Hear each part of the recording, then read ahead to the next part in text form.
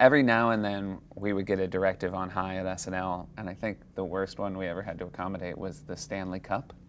The physical Just the cup. Stanley Cup. Lauren said, I think it'll be good to do something with the cup. It's a big deal.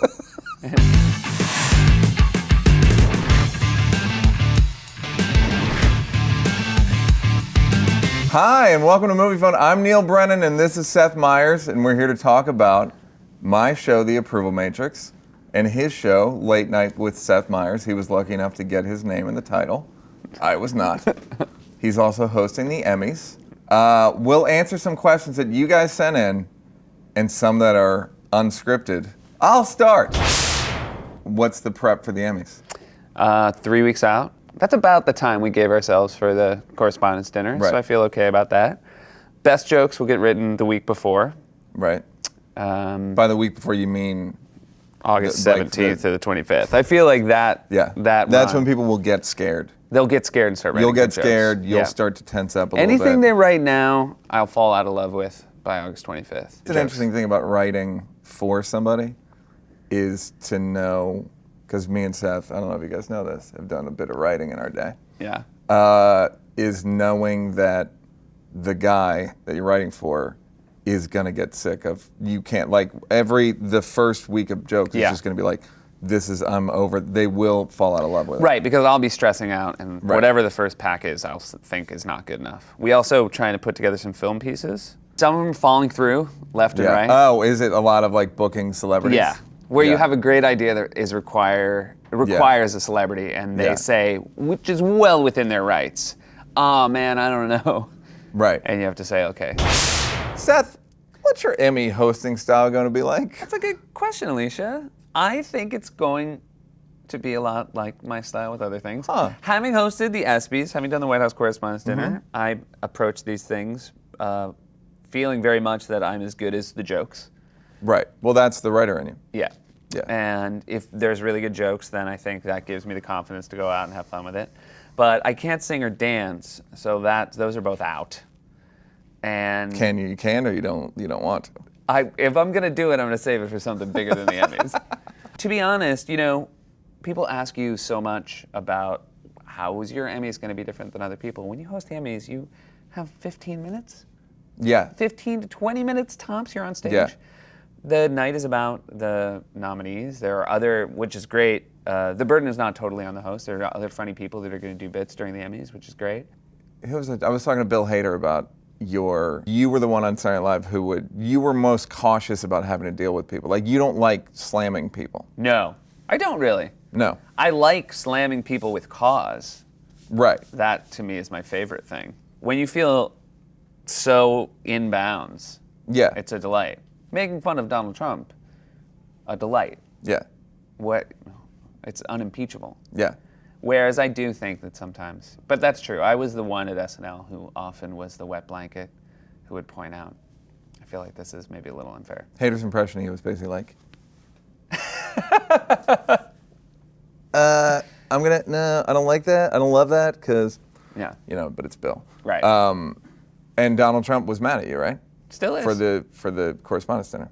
Greatest thing on earth. Still is. Keeps bringing it up. How are you? Are you excited about being on camera for this new show? But what's funny is I see why people get plastic surgery. Interesting. Watching yourself on camera, you go a little nuts because you go like, I got to do something about those ears. Mm-hmm. Really, I should have thought this through. Like, I have giant ears, and then I have huge eyes. There's a lot of problems.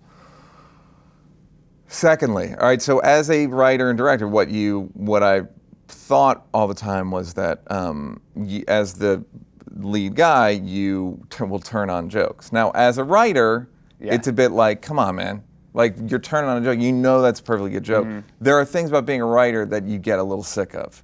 You don't want to be beholden to some dude. But now that I'm not beholden, now that I'm the dude that people are technically beholden to, I'm beholden to the audience. Yeah. So there's no perfect position. You're never like on easy street. You're always worried about somebody.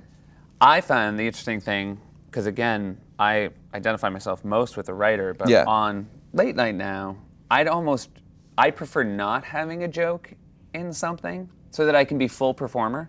Because Right. if a joke doesn't work that someone else wrote, I'm not hard on them. I don't think I'm going to talk to them I'm after still the hard show. on them. But if I don't talk to them after the show, but I'm like literally like, oh Jesus, I knew that joke wasn't gonna work.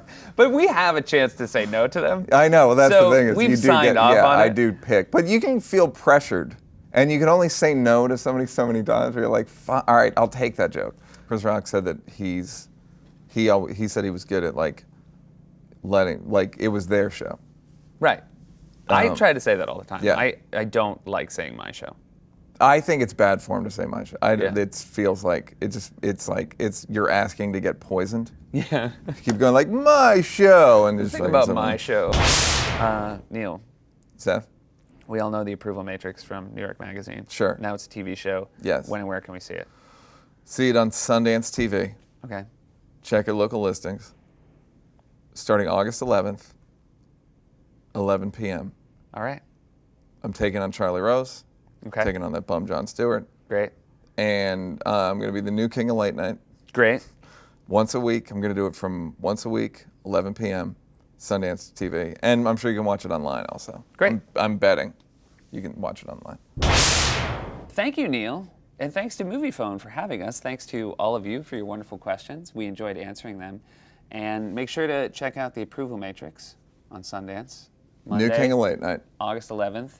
I have a show. If you're still awake. If you're still awake after that. After the Approval Matrix. You have a half an hour to eat something. And then No. I'm over at 11:30. Oh, so you have an They hour have to eat 5 something. minutes to eat something. Then they watch Jimmy Fallon. Yeah, right. Then, if they're still awake after that, probably won't be. Probably won't be. But if you have anything left in the tank, Late Night with Seth Meyers. And then August 25th, also a Monday. Then it flips. The script flips, which is August 25th. Emmys 8 o'clock. That ends. Right. If you're still awake. Straight to because we will run to time. I will tell you something about Seth Meyers' Emmy. You're not going over? We are not going a second over. Great. If it Thank you. means- That's for me. That's out of respect for me. Out of respect for Neal, so this is have your food ready because there's no meal between. You're not gonna get a power bar Yeah. before you load this baby up. So there you have it, everyone. Thanks so much. Carson Daly. Fred Durst.